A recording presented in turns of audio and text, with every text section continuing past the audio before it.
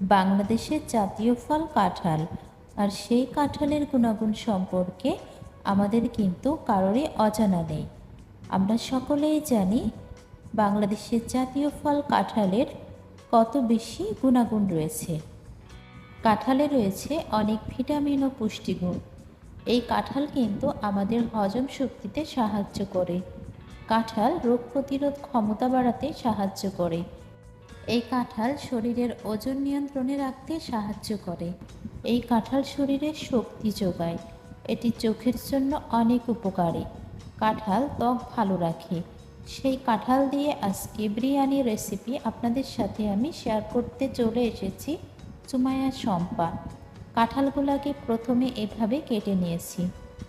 তারপর আমি সামান্য লবণ এবং হলুদ গুঁড়া দিয়ে এই কাঁঠালগুলোকে খুব সুন্দরভাবে মাখিয়ে নেব। মাখানো হয়ে গেলে আমি কাঁঠালগুলা ভেজে নেব। এই কাঁঠাল যখন কাঁচা থাকে তখন আমরা সবজি হিসাবে খেতে পারি, আর যখন পেকে যায় তখন আমরা ফল হিসাবে খাই। কাঁচা কাঁঠাল যখন আমরা রান্নার জন্য রেডি করি, তার অবশিষ্ট অংশগুলো কিন্তু ছাগল কিংবা গরুতে খেয়ে নিতে পারে। অলরেডি আমি প্যানে তেল দিয়ে দিয়েছি। এখন এই তেলে কাঁঠালগুলোকে আমি ভেজে নেব। কতটা ভেজে নেব দেখে কিন্তু বুঝতে পারবেন। আমি যেভাবে কাঁঠালগুলোকে কেটে নিয়েছি, আপনারা যদি বিরিয়ানি রান্না করেন অবশ্যই এভাবে একটু স্লাইস করে কেটে নেবেন। যদি অতিরিক্ত মোটা করা হয় তাহলে কাঁঠালগুলো সিদ্ধ হবে না। কাঁঠালগুলো ভেজে নেওয়া হয়ে গেছে। আমি একটু লাইট ব্রাউন কালার করে ভেজেছি। এখন এই কাঁঠালগুলো রেখে দেব। এরপর আমি রান্নার জন্য কিছু উপকরণ রেডি করে নেব। একটা বলে আমি 2 টেবিল চামচের পরিমাণ সস নিয়ে নিয়েছি। এই সসটা ডিপ ফ্রিজে ফ্রোজেন করা ছিল। আর 1 কাপ পরিমাণ আমি দুধ দিয়ে দিয়েছি, লিকুইড দুধ। এই দুটো উপকরণকে খুব ভালোভাবে মিক্সড করে নিচ্ছি।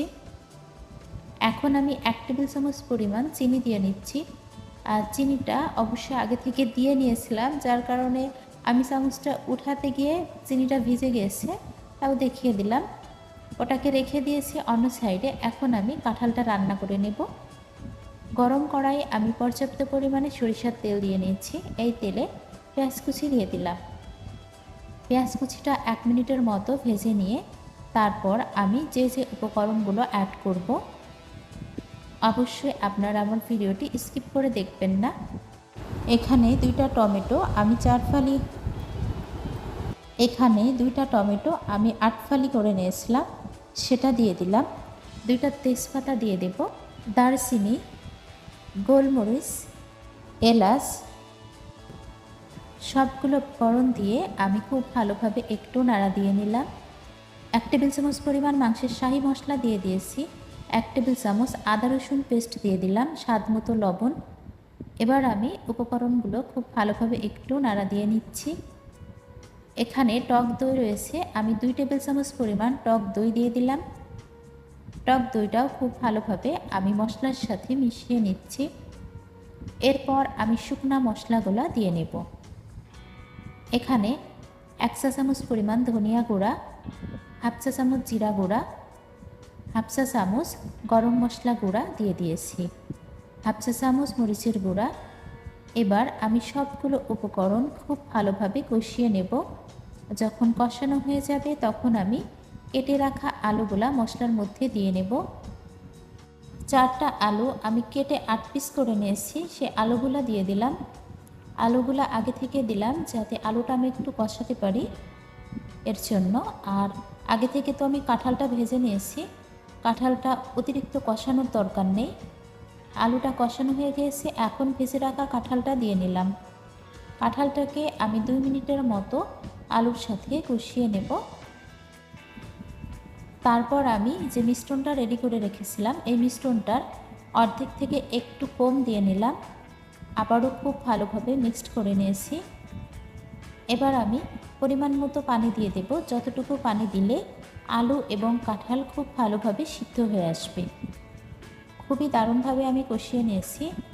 এবার পানি দিয়ে নিচ্ছি। চুলার জাল লো হিটে রেখে আমি কাঁঠাল এবং আলু রান্না করে নেব। যারা যারা আমার ভিডিওটি দেখতেছেন কিন্তু এখনও লাইক দেন নাই, প্লিজ একটা লাইক দিয়ে দেবেন। আলু এবং কাঁঠাল প্রায় রান্না হয়ে গেছে। এই পর্যায়ে আমি চুলাটা অফ করে দেব। একেবারে গ্রেভি করে নিতে হবে যাতে বিরিয়ানি রান্না করতে আমার সুবিধা হয়। খুবই দারুণ একটা স্মেল বের হচ্ছে। আমি অলরেডি চুলা থেকে নামিয়ে নিয়েছি। এখন আমি এখানে 400 গ্রাম পরিমাণ পোলাওয়ের চাল নিয়েছি। এই চালগুলা দিয়ে আমি আজকে বিরিয়ানিটা রান্না করব। চালগুলা ধুয়ে নেব। চুলায় একটা কড়াই বসিয়ে দিয়েছি। অলরেডি গরম পানিতে আমি এখানে কিছু এলাচ, দারচিনি এবং গোলমরিচ দিয়ে নেব।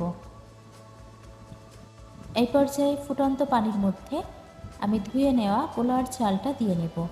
এই চালটা 80% মতো সিদ্ধ করে নেব, যেহেতু আমি বিরিয়ানিটা দমে রান্না করব তার জন্য।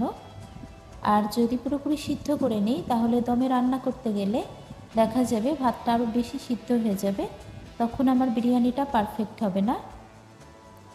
1 চা চামচ পরিমাণ লবণ দিয়ে নিচ্ছি। আর এখানে আমি 1 চা চামচের মতো সয়াবিন তেল দিয়ে নিলাম যাতে ভাতটা ঝরঝরা হয়। ভাতটা যখন হয়ে যাবে তখন আমি অবশ্যই দেখিয়ে দেব যে কতটা হয়ে গেলে এই ভাতটা ছাঁকুনিতে ছেঁকে নিতে হবে। অলরেডি ফুটে এসেছে। আরও 2 থেকে 3 মিনিটের মতো আমি জাল করে নেব। এখন আমি আপনাদেরকে দেখিয়ে দিচ্ছি ভাতটা কতটা পরিমাণ হয়ে এসেছে। 80% হয়েছে। আর এই পর্যায়ে চলে আসলে কিন্তু ভাতটা ছেঁকে নিতে হবে। আসলে আমার হাতের নখে ময়লা মতো দেখাচ্ছে, এটা কিন্তু আমি আম কেটেছি। সেই আমের কষ অনেকের মনে হতে পারে যে হাতে কি লেগে আছে, তাই বলে দিলাম। এখানে কাঠবাদাম, কাজু বাদাম, চীনাবাদাম এবং কিশমিশ নিয়েছি। অলরেডি আমি ঘি দিয়ে ভেজে নিলাম। এবার আমি কিভাবে বিরিয়ানিটা দমে রান্না করে নেব অবশ্যই দেখতে থাকুন। কাঁঠাল এবং আলু রান্নাটা অনেক বেশি দারুণ হয়েছে। আমি অলরেডি একটা কড়াই নিয়েছি। এই কড়াইয়ে প্রথমে আমি একটু ঘি দিয়ে নিলাম আর ঘিটা কড়াইয়ের চারিদিকে ছড়িয়ে দিলাম। তারপর আলু এবং কাঁঠাল রান্নাটা অর্ধেক পরিমাণ দিয়ে নেব আর অর্ধেক পরিমাণ ভাত দিয়ে নেব। ভাতটা আমি অলরেডি ছাঁকনির সাহায্যে ছেঁকে এরকমভাবে একটু ঠান্ডা করে নিয়েছি।